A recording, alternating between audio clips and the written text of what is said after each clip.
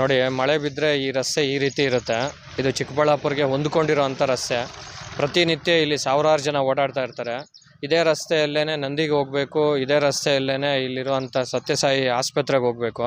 ದಿನನಿತ್ಯ ಓಡಾಡ್ತಾ ಇರೋವಂಥ ರಸ್ತೆ ಇದು. ರೋಗಿಗಳು ಒಂದು 5 ನಿಮಿಷ ಮಳೆ ಬಿದ್ದರೆ ಈ ರಸ್ತೆಯಲ್ಲಿ ಓಡಾಡೋಕ್ಕಾಗಲ್ಲ. ಈಗ ನಾನು ಆಸ್ಪತ್ರೆಗೆ ಹೋಗ್ತಾ ಇದ್ದೀವಿ. ಈ ರಸ್ತೆಯಲ್ಲಿ ಇಲ್ಲಿರೋವಂಥ ಒಂದು 4 ಕಿಲೋಮೀಟ್ರ್ ಆಸ್ಪತ್ರೆಗೆ ಹೋಗ್ಬೇಕಂದ್ರೆ ಒಂದು ಅರ್ಧ ಗಂಟೆ ಮೇಲೆ ಆಗುತ್ತೆ. ಇದು ನಮ್ಮ ಚಿಕ್ಕಬಳ್ಳಾಪುರಿಗೆ ಹೊಂದ್ಕೊಂಡಿರೋಂಥ ರಸ್ತೆನೇ ಇದು. ಇದು ಸುಮಾರು ವರ್ಷಗಳಿಂದ ಹೀಗೆ ಇದೆ. ಒಂದು 5 ನಿಮಿಷ ಮಳೆ ಬಿದ್ದರೆ ಈ ರಸ್ತೆಯಲ್ಲಿ ಓಡಾಡೋಕ್ಕಾಗಲ್ಲ. ಮಳೆ ಇಲ್ಲ ಅಂದ್ರೇ ಓಡಾಡೋದಕ್ಕಾಗೋದಿಲ್ಲ, ಮಳೆ ಬಿದ್ದರೆ ಅಂತೂ ತೀರಾ ಓಡಾಡೋದಕ್ಕಾಗೋದಿಲ್ಲ. ಈ ರೀತಿ ಇದೆ ಈ ರಸ್ತೆ.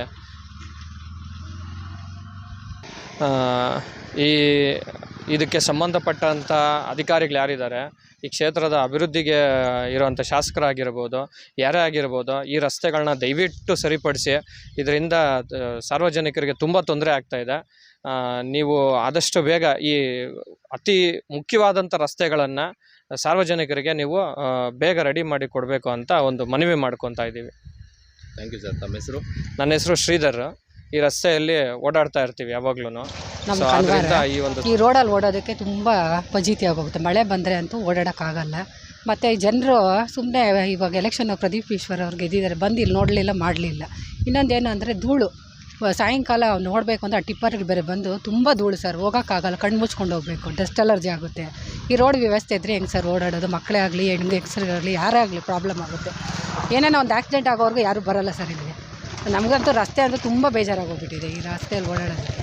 ನಾವು ತುಂಬ ಸರಿ ಅನ್ಕೊತಾ ಇದ್ವಿ, ಯಾರನ್ನ ಬಂದು ಇಲ್ಲಿ ನೋಡೋರು ಯಾರೂ ಇಲ್ಲ ಅನ್ಕೊತಾ ಇದ್ವಿ. ಇವತ್ತು ನೀವು ಬಂದಿದ್ದೀರ ನಾವು ಹೇಳ್ತಾ ಇದ್ದೀವಿ ಸರ್. ಇದು ರೋಡ್ ನಂದಿಗೆ ಎಲ್ಲ ಹೋಗುತ್ತೆ ಸರ್. ಇನ್ನೊಂದು ಜೊತೆಗೆ ಏನಂದರೆ ಈಗ ಈಶಾ ಟೆಂಪಲ್ ಬೇರೆ ಆಗಿದೆ ಅಲ್ವಾ, ಈವ್ನಿಂಗ್ ಆದರೆ ಬರೀ ಕಾರುಗಳೇ ಸರ್. ಈವ್ನಿಂಗ್ ಆದರೆ ಬರೀ ಕಾರುಗಳು ಬರ್ತಾ ಇರುತ್ತೆ. ಈ ಕಡೆ ನಂದಿ ಎಲ್ಲ ನೋಡಿಕೊಂಡು ಈಶಾ ಟೆಂಪಲ್ಗೆ ಬರ್ತಾ ಇರುತ್ತೆ. ಆ ಸಾಯಂಕಾಲದ ನಾವು ತೋಟಗಳ ಹತ್ರ ಎಲ್ಲ ಇರ್ತೀವಿ, ಹೋಗ್ತಾ ಇರ್ತೀವಿ. ಅವಾಗ ತುಂಬ ಧೂಳು, ಈ ಟಿಪ್ಪರ್ಗಳು ಬೇರೆ, ಆ ಧೂಳಲ್ಲಿ ಅಕಸ್ಮಾತ್ ಆಕ್ಸಿಡೆಂಟ್ ಆದ್ರೂ ಗೊತ್ತಾಗಲ್ಲ ಸರ್, ಆ ರೀತಿ ಇರುತ್ತೆ. ತುಂಬ ಡಸ್ಟ್ ಅಲರ್ಜಿ ಸರ್. ಈಗೆಲ್ಲ ಸ್ಕೂಲುಗಳೆಲ್ಲ ಶುರು ಆಗಿದೆ, ಹಾಸ್ಪಿಟಲ್ ಇದೆ. ಹೌದು. ಹೇಳ್ಬೇಕು ಅಂದರೆ ಈ ಕಡೆ ಸರೌಂಡಿಂಗ್ ಪ್ಲೇಸಸ್ ನೋಡೋಕೆ ಬರ್ತಾರಲ್ವಾ, ಈವ್ನಿಂಗ್ ಆದರೆ ಬನ್ನಿರಿ, ಕಾರುಗಳು ಎಷ್ಟು ಹೋಗ್ತಾ ನೋಡ್ರಿ. ಅದು ದೊಡ್ಡ ಪ್ರಾಬ್ಲಮ್. ಮೇಯ್ನ್ ರೋಡ್ ಚೆನ್ನಾಗಿರ್ಬೇಕಲ್ವ ಸರ್. ರೋಡ್ ಚೆನ್ನಾಗಿಲ್ದಿದ್ರೆ ಹೆಂಗೆ ಓಡಾಡೋಕ್ಕಾಗುತ್ತೆ? ಏನು ಹೇಳೋಕೆ ಇಷ್ಟಪಡ್ತೀರಾ MLAಗೆ? ಸರ್ ನಾವು ಇವಾಗ ಏನು ಹೇಳ್ತೀವಿ ಅಂದರೆ ಅವ್ರು ಬಂದು ನೋಡಲಿ, ಫಸ್ಟ್ ಬಂದು ನೋಡಿ ರೋಡ್ ವ್ಯವಸ್ಥೆ ಮಾಡಬೇಕು ಸರ್ ನಮಗೆ. ಅವರು ಪ್ರತಿಯೊಂದು ಅಕಸ್ಮಾತ್ ನಾವು ಅದು ಮಾಡಿದ್ದೀವಿ ಇದು ಮಾಡಿದ್ದೀವಿ ಅಂತಂದರೆ ನಮ್ಮ ಕಂದವಾಡ ರೋಡ್ ಮಾತ್ರ ಸರ್ ಮಾಡಿಸ್ಲಿಲ್ಲ. ದುಡ್ಡು ಸ್ಯಾಂಕ್ಷನ್ ಆಗಿದೆ, ಮತ್ತು ಇನ್ನೊಂದು ಏನೋ ಇದು ಗುದ್ಲಿ ಪೂಜೆ ಮಾಡಿದ್ದೀವಿ ಅದು ಇದು ಅಂತ ಇದ್ದಾರೆ. ಯಾವುದೂ ಆಗಲಿಲ್ಲ. ಯಾವಾಗ ಆಗೋದು? ಇನ್ನೇನು ಎಲೆಕ್ಷನ್ ಟೈಮೇ ಬಂತಲ್ವ ಸರ್, ರೋಡ್ ಯಾವಾಗ ಮಾಡಿಸೋದು? ಅವರು ಬಂದು ನೋಡ್ಬೇಕು ಸರ್. ಮಕ್ಕಳು ಇದು ಜನಗಳ ಪರಿಸ್ಥಿತಿ ಯಾವ ರೀತಿ ಇದೆ ಅಂತ ನೋಡಬೇಕು. ಇಲ್ಲಿ ಎಷ್ಟು ಆರೋಗ್ಯ ಸಮಸ್ಯೆ ಆಗುತ್ತೆ ಸರ್. ನಂದಿ ಗ್ರಾಮದ ಹತ್ರ ಇರೋದು ಈ ರಸ್ತೆಯಲ್ಲಿ ಪ್ರತಿದಿನ 4 ಸಾರಿ ಓಡಾಡ್ತೀನಿ.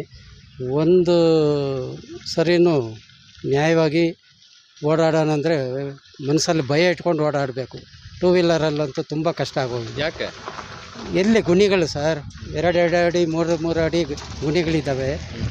ಮತ್ತು ಪ್ರತಿ ಸಾಯಂಕಾಲ ಈಶಾ ಹೋಗೋವರೆಲ್ಲ ಇದೇ ದಾರಿಯಲ್ಲೇ ಬರಬೇಕು. ಮತ್ತು ನಂದಿ ಬೆಟ್ಟ, ನಂದಿ ದೇವಸ್ಥಾನಕ್ಕೆ ಹೋಗೋರು ಎಲ್ಲ ಹಿಂಗೆ ಹೋಗಬೇಕು. ನಾವು 2 ವೀಲರ್ಸ್ ಬರೋದು ತುಂಬ ಪ್ರಾಬ್ಲಮ್ ಆಗೋಗಿದೆ.